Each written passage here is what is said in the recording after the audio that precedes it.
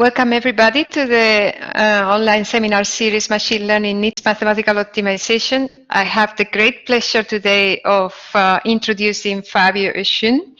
He's a professor of operations research at the Department of Information Engineering at the University of Florence, and he's also an adjunct professor of operations management at the Stern Business School, New York University. For me, it's extremely a pleasure to introduce Fabio because I have read so many papers from him. So he's a great contributor to the field of global optimization applied to tackle hard mathematical machine learning problems, but also the other way around. So the use of machine learning to solve hard global optimization problems. So his expertise goes beyond these important topics and ranging from vehicle routing problems to quantum computing and optimization. He is very active in his editorial duties, and he is associate editor of, for instance, the Journal of Global Optimization and the Europe Journal on Computational Optimization. So for us, it's a great pleasure to have you here today. And we do as usual for the audience. So Fabio is going to give his presentation, but if there are any urgent questions, please put them in the chat and I will read them for Fabio. The floor is yours, and thank you very much again. Thank you, Dolores, for the nice introduction, and thank you for the nice words that you say in presenting myself. And if it is true that you have read a few of my papers, I'm surprised that you invited me to this seminar.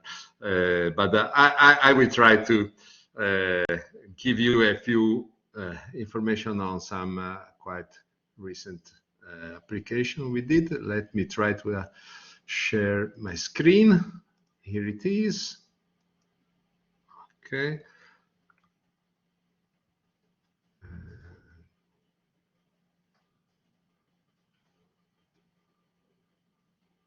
Let's see what happens.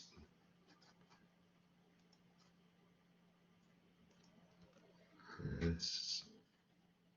Okay, I'm sharing my screen. I hope you can see it, and so I can start this lecture. As Dolores told you, if you have any question to ask, write on the chat or communicate in any way that I'm happy to interrupt myself and to answer if I can.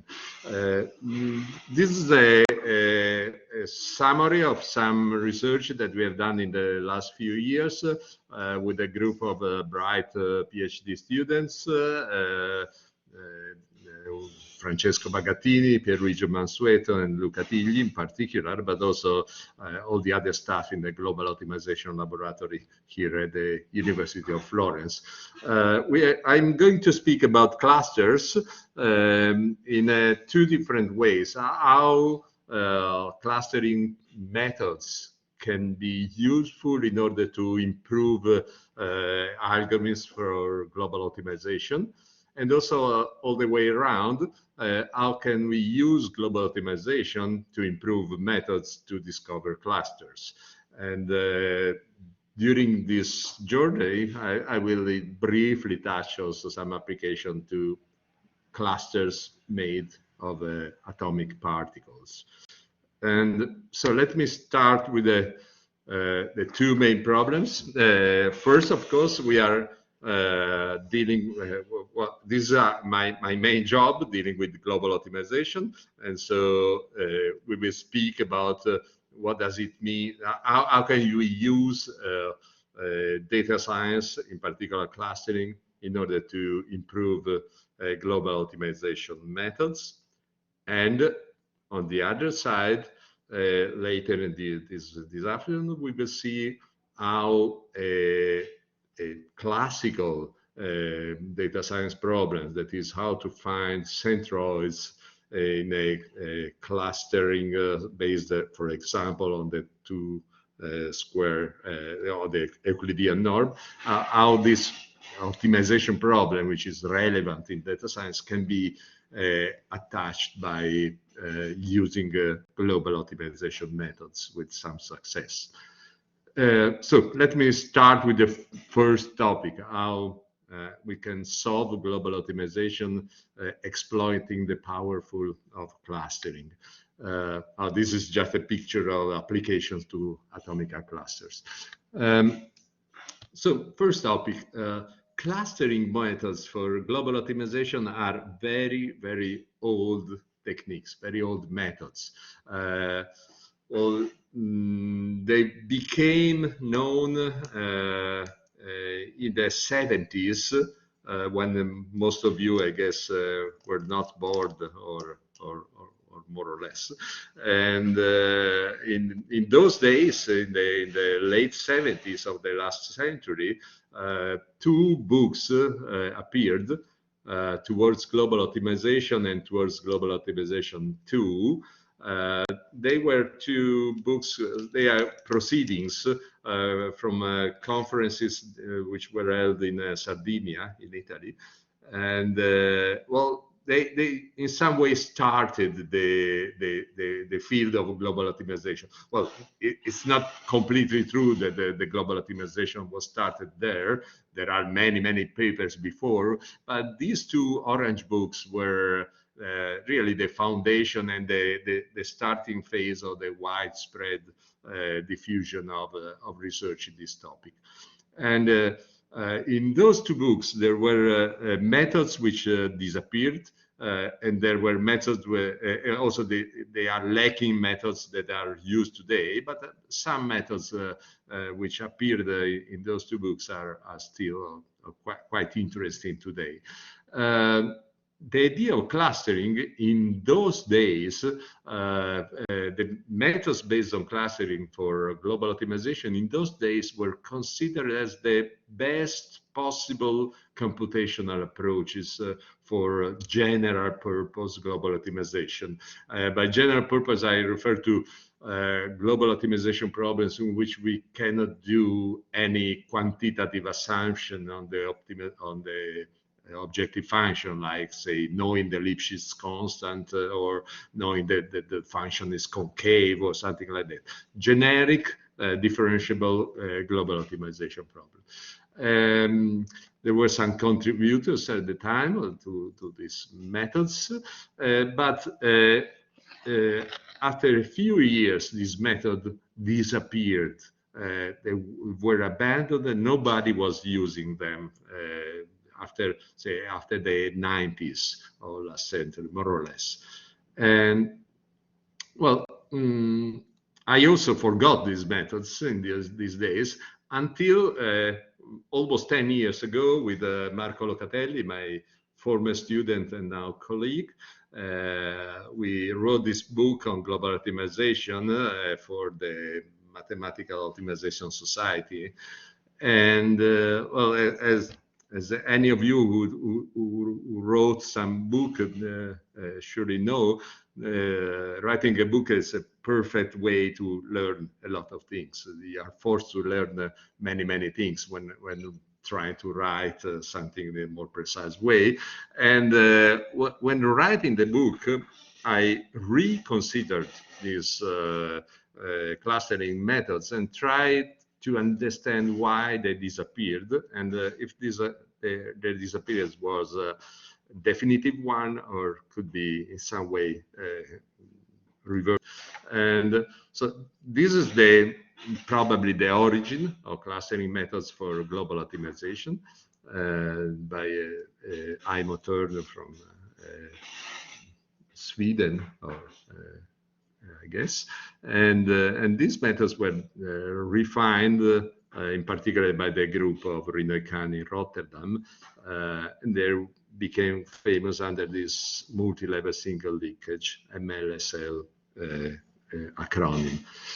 So, what is the idea of clustering methods for global optimization? It's a powerful yet simple idea, which works like this. Assuming we have a generic global optimization problem, these are the level sets the level curves. This is a classical test function in 2 dimensions. By the way, it has 3 global optima, but which are located here. But well, it's a generic function. The idea of this method is first we start sampling. So the first thing that we do is we throw a random sample. Here we assume that the constraints are easy. For example, a box. So we throw a random sample of a group of points, and we observe function values at these points. After this first step, we do a second step, which is called concentration. I will tell you in a minute what does it mean. And we generate another sample with the light blue points, which is more densely located close to the regions of attraction of local minima. I will tell you in a minute how to do this. Then we cluster this point by using a clustering techniques. We group points which are close together, and then from each point in each cluster, we select a single representative, and from that representative, we start a local optimization. Let me give you a little bit more detail on this. Sampling, first phase 1, is just uniform random sampling, nothing more. What is called as concentration, the idea of concentration is start from a uniform sample and try to transform it in such a way that around the local minima, the density of the sample is higher than in the remaining part of the region. And this is achieved, typically, this was achieved by 2 possible techniques. One technique was we simply temporarily throw out a small percentage of points. So we concentrate the sample by neglecting the point, a fraction of points which has higher function value, so that the remaining points are concentrated around low-level sets. Or the other, another possibility, which is the one that I use to make this plot, use each sample point as a starting point of a local descent method, and just perform a few steps, 1-2 steps of descent starting from randomly chosen points. This way, so we don't perform a complete local optimization, but simply a few steps of local optimization. In this way, the effort is not very big, but the sample gets concentrated in low-level sets.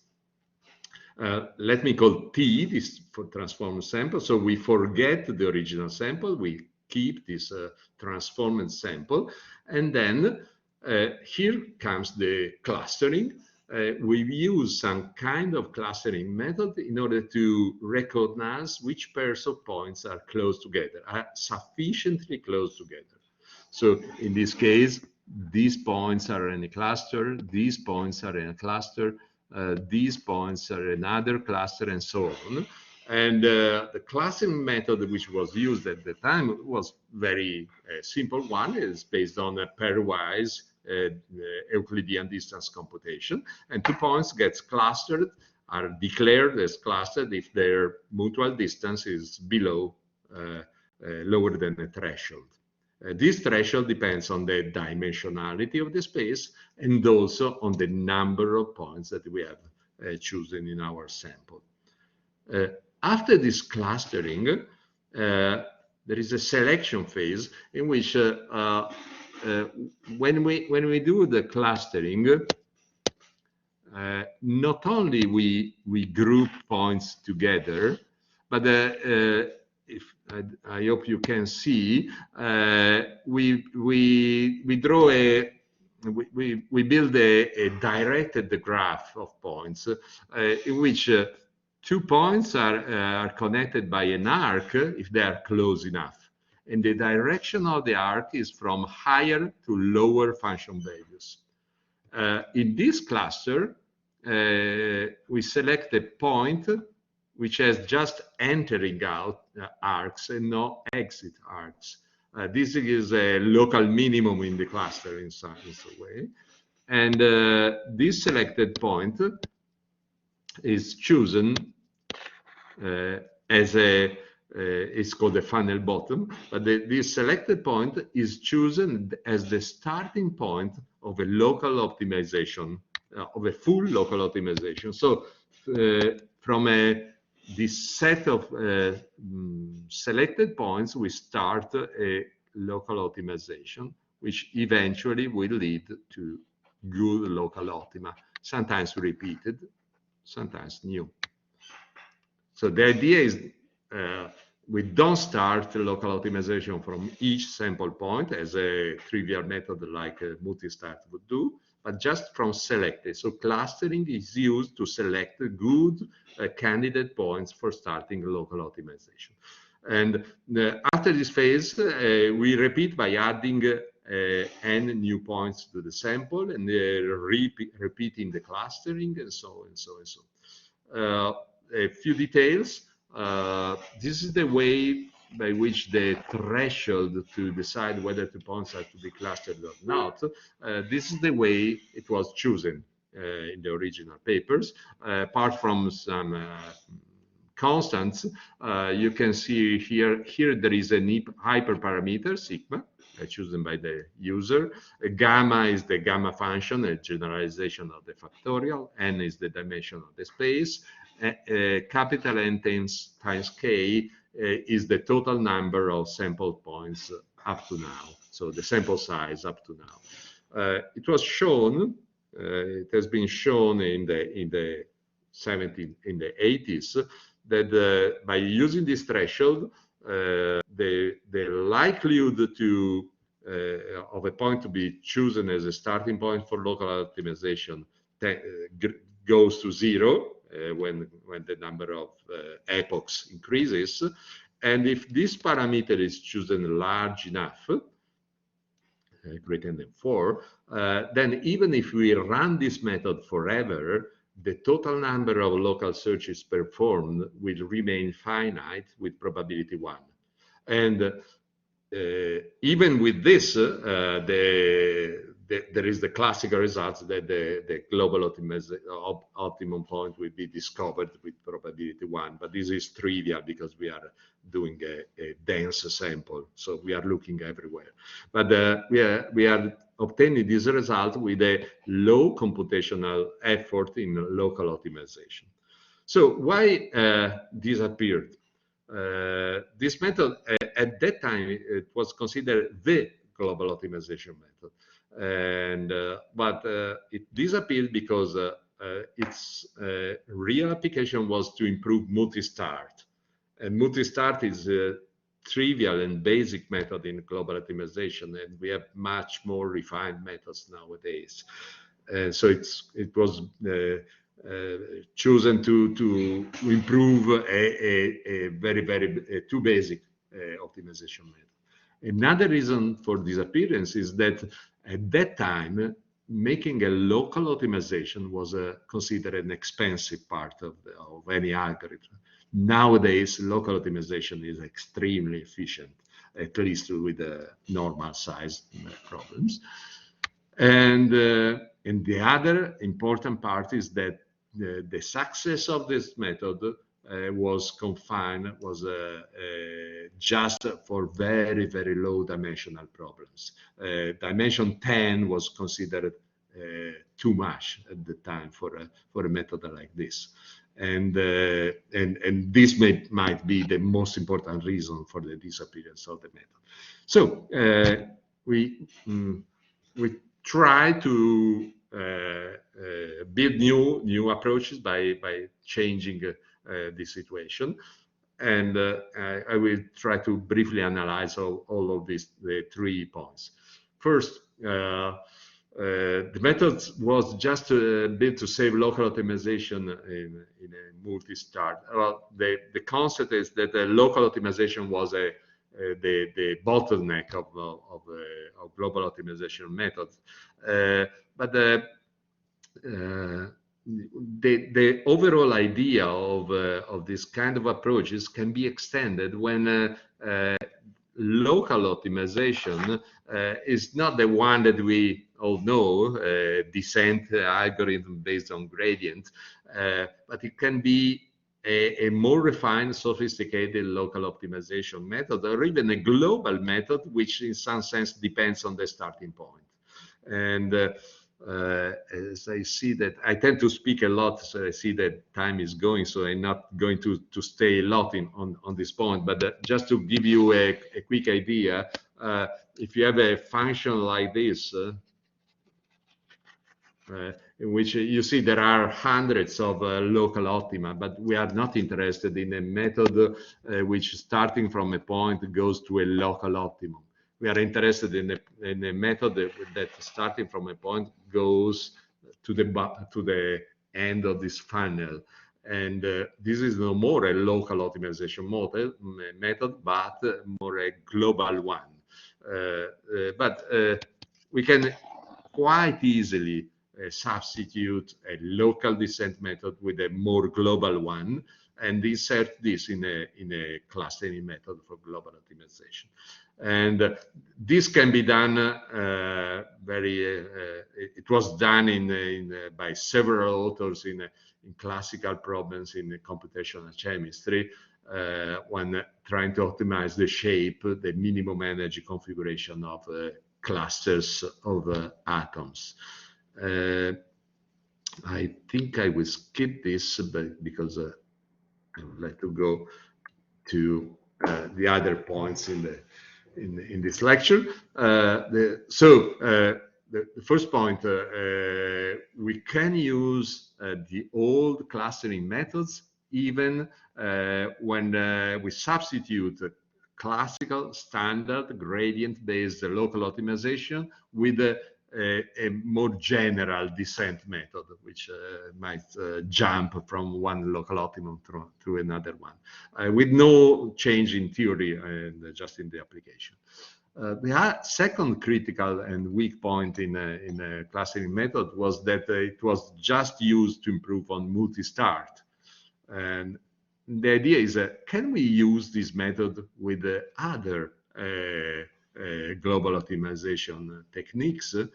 There are many techniques around, and most of these techniques can be run in a so-called memetic variant, in which we use several times local optimization applied to sample points. And I'm going just to tell you a few words about how to use this method when applying it to differential evolution strategy. Differential evolution strategy, let me check. I present this with a picture. It's a quite crazy method in which after we have sampled a point in our physical space, this is the sample point. We sample three other points we choose three other points in the sample at random. Then we use two of these points to denote a direction, and we apply this direction to the third one.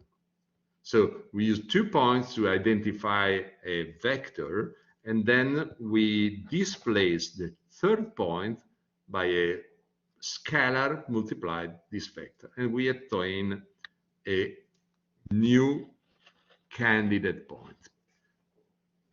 From this point, in the memetic version, we start a local optimization, and this leads you to a local minimum.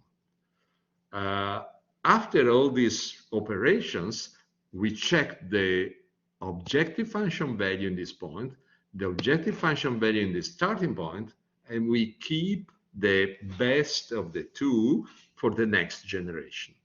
So there is a competition, and the so-called survival in this population is through the value of the observed value of the objective function. Okay, so this is the idea of differential evolution with the addition of a memetic component. I told you it's a quite crazy method because the original point has no role in the problem, except that it is used for comparison to decide whether this point will survive in the next iteration or not. There have been many variants of this method. One proposed by Marco Locatelli and some of his co-authors is based, I skip the formulation on this. It's a simplified version of the differential evolution in which, starting from one point, I select just a second one, just a single one at random in the sample, and then I check the direction from my point to this sampled one. If the value at the new point is better than the original one, I understand that this might be a descent direction, and I choose this. Otherwise, I choose the opposite direction. So I generate a new point in a way similar to what the general differential evolution methods do, by choosing simply a direction starting from the current point. And this it's a very simple approach to differential evolution, which has displayed quite interesting characteristics and efficiency and effectiveness. There are other variants of this method based on distance or hybrid, and the idea of using clustering within this framework is simply, instead of well, in a memetic method, we start a local optimization from every sample point, every point generated by the method. However, this might be very expensive. We are usually paying a lot of computational power by rediscovering the same local optimum. So the idea of clustering could be, we could decide to start a local optimization not at every iteration from every new generated point in the method, but simply we start a local optimization from a newly generated point if it is the locally best one. If there is no clustered point better than this one close by. Okay, so we use the same idea of clustering to decide whether it is worthwhile to start a local optimization or not, but in a more specific method like differential evolution and these variants than in the general purpose multi-star. And differently from the original clustering method, in this case, we have a population of solutions which evolves during the iteration. So if we have 100 points at the start of the method, we will have 100 points at every iteration of the method, because at every iteration, every single point might survive or might be substituted by another one. So the population is stable, just evolving in the space, looking for the global optima, but the dimension, the cardinality of the population is stable. And so we don't have the growing sample size that we had in the generic old-fashioned clustering methods, and that growing of the population, of the sample size, was the key to prove the theoretical results. And well, here the situation is different. So we had to decide what should we cluster, which points should be clustered in order to decide which are the good candidates. And we made several experimentation, and eventually this combination turned out to be the most efficient one. Of course, we keep all the members of the current population in the class, in the sample. We keep records of all the local optima that we have discovered. So whenever we decided to start a local search, we record, we store the coordinates of the local optimum that we found. And this is in addition to members of the population. And also we found it very useful to add in the population, to add to the sample on which we build the cluster, we add all the points from which we decided to start the local searches. The starting points selected in past iteration become part of the sample. And so in this way, we have a slowly increasing sample during the iteration. But the points are of good quality. And that's all, because with this information, we can apply standard clustering techniques and decide step by step from where to start local searches and when we don't start. By rushing, no, don't let you look at the performance profiles, because everybody has good results. Just a quick look, but just to let you know some differences. Here is a set of very small dimensional problems, Schwefel, rotated, shifted, scaled, and so on. The dimension is 2, 3, 4, 5, so tiny example. But what I would like to show you is that with our method, based on clustering, with respect to a standard comparison, the first column is the success rate. So in 100 runs, how many times did we find the best point, the global optimum? So we see that the clustering-based method does not worsen the quality of the approach.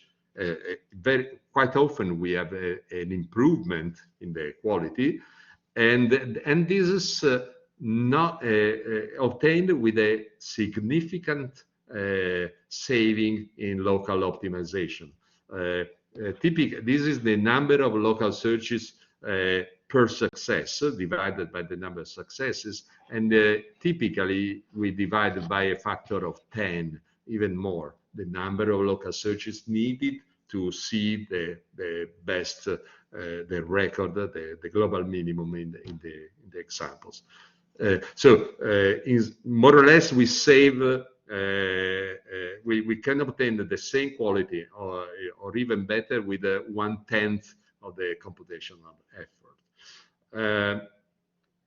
Third problem in clustering methods for global optimization is the dimension. The examples before are tiny dimensional problems, 5 dimensions and no more.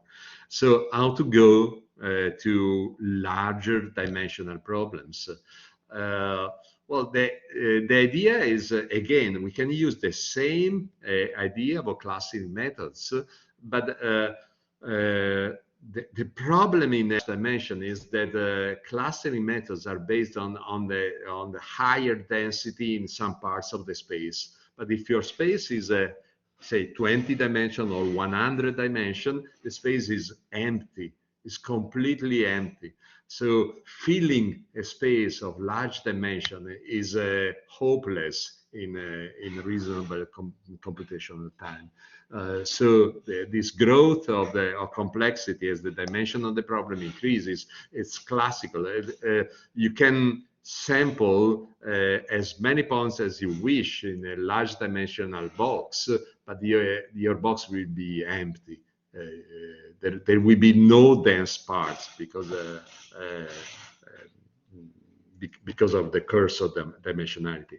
But the interesting thing is that the idea of clustering is not necessarily related to the original space where the problem has been defined. We can map the original problem in a different space of low dimension and take the decision of whether 2 points are close or not in a transformed space, in a feature space, so-called. So in another space of low dimension in which points, close points correspond to originally closed points in the original space, but not vice versa, not necessarily in the two directions.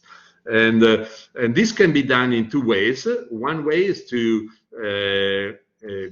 engineer some feature, to find some feature of the high dimensional space which characterize the the solutions. This is an example in atomic cluster. For example, the diameter of a cluster of a group of points is a good representation of an important geometric characteristic.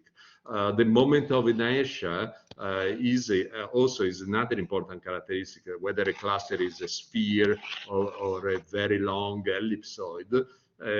By just 3 numbers, we can characterize very well the shape, 3-dimensional shape of a group of n points in R3. And so we can use this information and check the similarity of 2 solutions by comparing the distance between these kind of features. And this has been done with special purpose features, but in generic problems, we cannot afford to feature engineer generic problems, just specific ones. But as many of you surely remember, that we had a very, very nice introduction to the idea of random projection by our colleague Leo Liberti a few months ago. Well, we can use this famous Johnson-Lindenhurst lemma and the idea of random projection by very easily. The idea is that we start from a generic global optimization problem, then we use a random projection.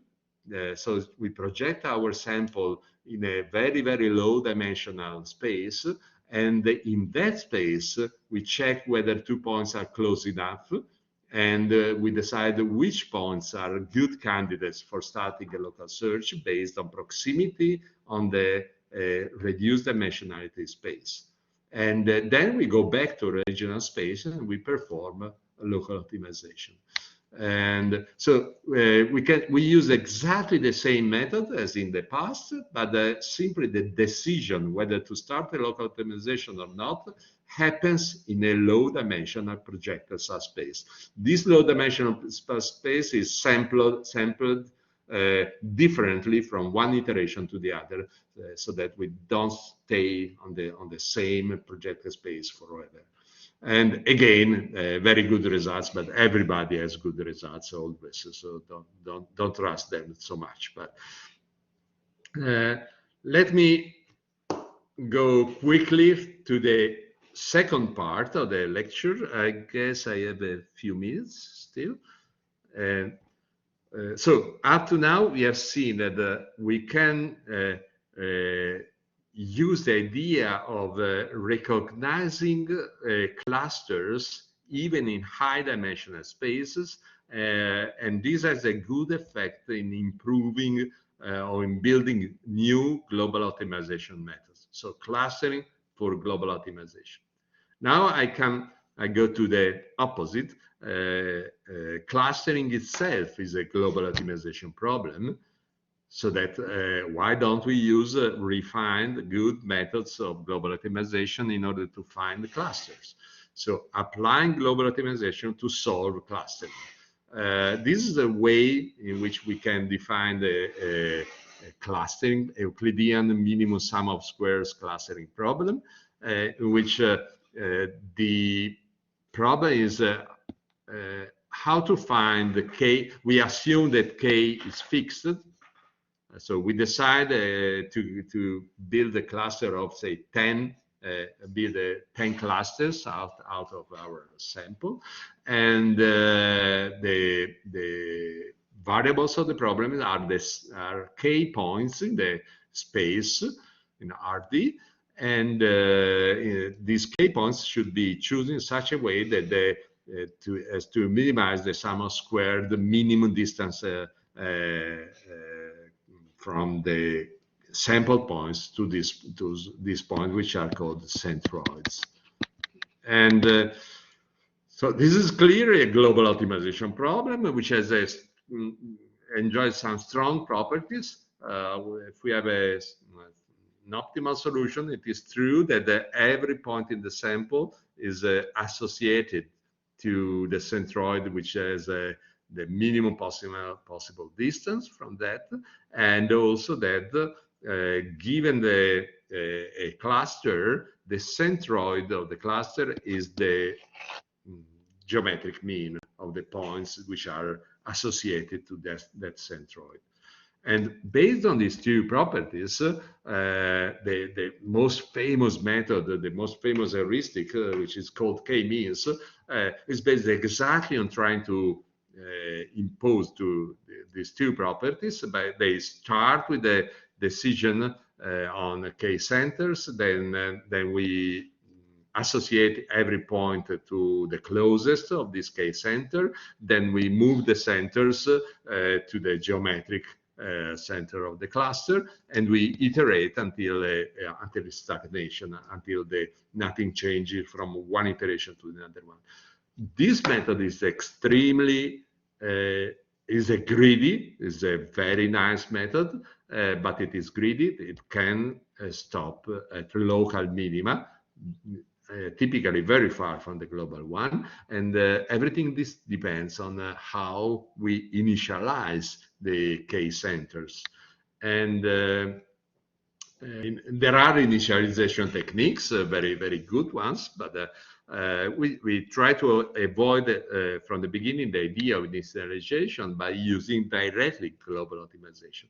And I will show you briefly how to use differential evolution that we have already defined before, applied to this clustering problem. And the idea of differential evolution, as we have seen already, is that at every iteration, I don't have a single candidate solution, but I have a population of solution. So I have several possible clustering examples. So if I'm doing K clusters, if I would like to cluster my set of points into 3 clusters, I have a population of 3 clusters, another element with other 3 clusters, and then 3 clusters, and so on. I have a population of clustering solution. Each member is a complete clustering solution that is a set of k-centers. And we can use k-means, the method before, as a local optimization strategy. And we can try to evolve this population of solutions by using differential evolution or any other method. I'm just telling you something about differential evolution. In theory, it's straightforward. As before, we select 3 different solutions, we combine them, and then we apply k-means. There is one difficulty, that there are operations that we need to perform on different clustering solutions, which require you to make differences and summation of different solutions. A new point is the old point plus f times the difference of 2. How to compute the difference of 2 clusters? It happens that as this cluster represents geometrical objects, for example, if there is no natural way to say this is the first cluster, this is the second one. If I permute the clusters, I call the second, I call it the first one, and vice versa. I obtain geometrically the same solution, but analytically there are 2 different points in the space. So in order to do operations required by differential evolutions, like this one, for example, what we did is simply, before doing this operation, we need to match solution. As an example, if this is a clustering candidate number 1, this is clustering candidate number 2, and we would like to combine them, I first start by associating through a matching method centroids of the first solution to centroid of the second one. Once this association is done, I can define a difference. So I can have a vector of modification of each centroid, and then I can apply all the techniques of differential evolution. So before doing any algebraic operation on the cluster, I need to perform some kind of matching on centroids. Then, well, we experimented this on several small to very large sets of points, from small to very large dimension, with different values. Okay, we could attain more or less the same solution quality as the state-of-the-art method. Age means is a population-based method by Thibaut Vidal and co-authors, and but we obtain the same quality with more or less 30% less calls to k-means, sometimes even 85% less, and in the worst case, just a 2% increment on the number of calls to k-means. So same quality with much smaller computational effort, and this is the key in using global optimization method. I think I've used all my time, or less. I could speak quite even more, but I think it's safe if I stop here. These are references to the papers that I have cited during the presentation, and I think that's all. And I thank you for your silent attention. I hope there's somebody still there. Yeah, we were. They are very careful listening to your very didactic presentation. Thank you so much, Fabio. So Thank you. I would like to open the floor for questions from the audience.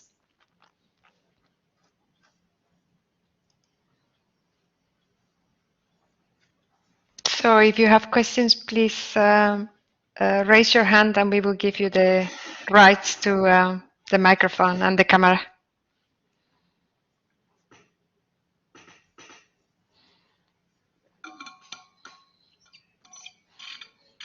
I succeeded in killing all Yes, so Paula has a question. Paula Brito. Oh, yeah. Ciao, Paola. Welcome. So Paula is going to get the microphone in a second. Yeah.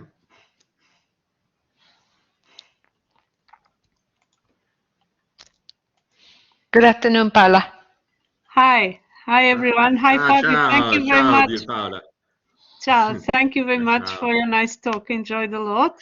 So it's not a big question, but I was just curious. In this one of these last slides, you said you do a matching from centers from one solution to the other solution. How do you do this? And if this is distance-based, which would be, I mean, for me, the obvious thing, how do you guarantee that this is sort of a permutation? I mean, could not be two centers matched to the same on the second solution? Good question. We are using just well, we build a graph in which we have k points, which are the first k nodes in the first solution, another set of k nodes, which are the k centroids in the second solution, and then for any pair we compute the Euclidean distance, and then we do exact matching by bipartite matching, minimum weight by bipartite matching, and this has the characteristic that it is a one-to-one correspondence. It's one-to-one. Yes, you can enforce that every single in the first is matched exactly to a single one in the second, with no conflicts. So it's one-to-one. It's a well, network flow problem. Okay, so this is where. And it is a little bit heavy, not so much. It's very efficient to make a bipartite weighted assignment, but we also experimented in doing greedy. We check one point and we match it with the closest one in the second, then we throw the 2 points away, then we check a second point, and we match to the remaining one, and we throw away. And again, even in this way, you guarantee that it is one-to-one. There you guarantee, but it is working again quite well. It's not strictly necessary that we have the best possible matching. It's just again a greedy approach. Okay. Thank you, Paola. Thank you. Thank you, Paola. Is there any other question from the audience? So Raf has 2 questions. Yeah. So I think I lost them. What happened? Yeah, they are here. How do you set k in the k-means? Is this is this compatible with the possibly having many atomic units?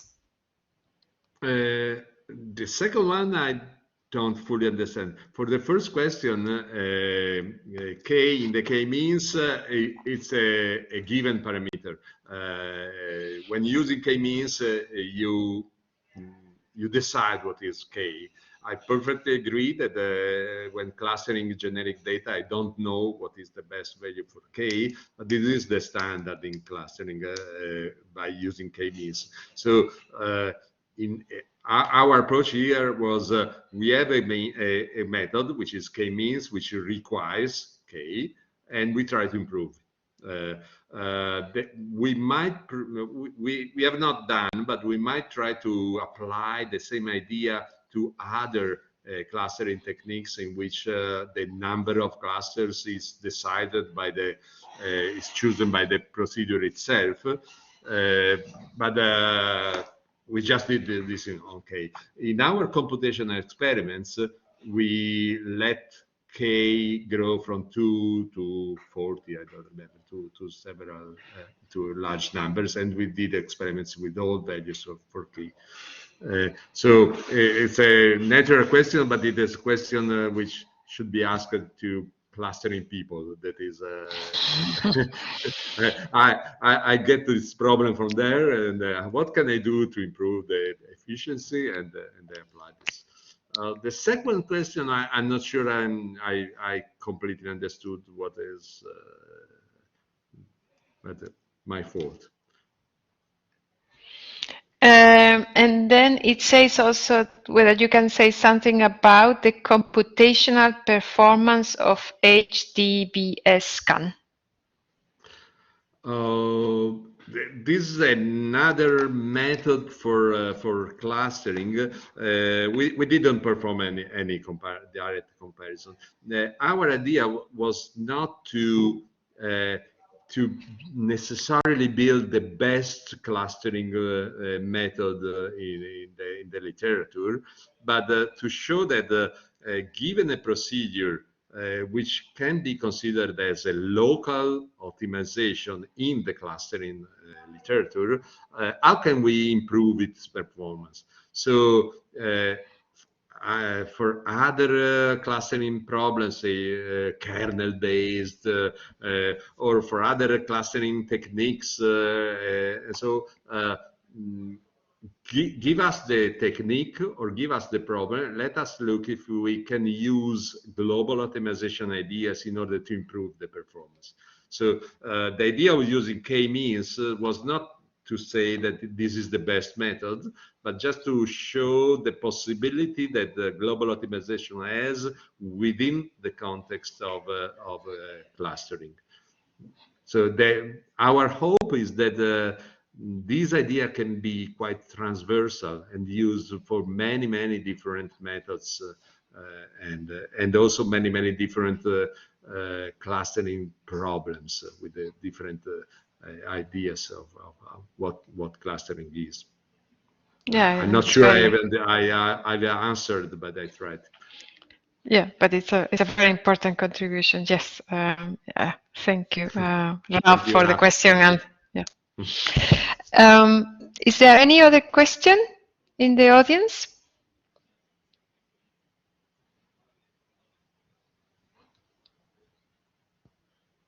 So I could also have some constraints that I want to model on the clusters, right, Fabio? So is this... You mean how to add constraints? Yeah, yeah. Like Veronica and co-authors did on yes. We have not considered this. That's a very good question because all of my seminar today was based on the idea that the feasible space is very simple to sample. Yeah. And whenever you add constraints, things gets always much more complicated. So it is something that we would like to explore, the idea of constraining, the idea of say semi-supervised, for example, and but we have not yet done it. Yeah, no. It could be I done, understand. provided that sampling does not get too difficult. Yeah, yeah, yeah. Thank you. Thank you. Okay, so I think we will close the seminar today. Thank you very much for coming, and thank you. Very nice. It was a very, very nice presentation. And yeah, see you soon in another environment. Yeah. Thank you, Dolores. Very, very nice to be invited here. It's really an honor. Thank you. Thanks to all, and see you next. See you next. Bye bye.